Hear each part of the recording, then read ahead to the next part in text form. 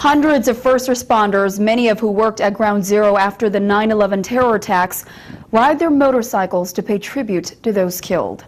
Thank you for joining us tonight. I'm Laura Lee. There were ceremonies all across the country today to mark the anniversary of September 11th. Closer to home, a group of bikers in North Iowa rode to keep the memory of that day alive.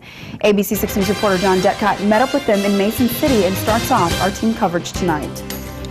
I can remember I was on top of one of the windmills. They were just getting ready to put on the blades, and they stopped everything, said if you got anybody that lives in New York, you need to call them now. They didn't say why. Like many, Jody Unken remembers exactly where he was on 9/11. Like I said, it's a tragedy.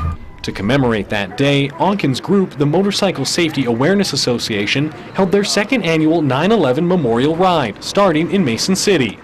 Before the ride, the group said a short prayer and held a moment of silence to honor those who lost their lives 13 years ago. We lost a lot of great heroes. I mean, police, fire, military, we've lost a lot of great heroes. So it's just to pay tribute to their lives.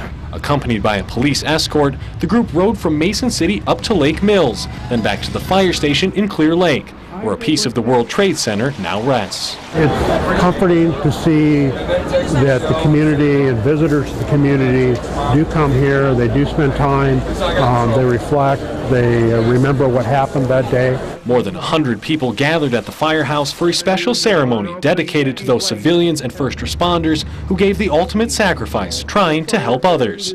Officials said the memorial remains a symbol of sacrifice and hope. Everyday reminder that the sacrifices that were made that day were astronomical. I mean, it's incredibly important and reinforces in our staff the significance of the sacrifices made and how we need to live up to that.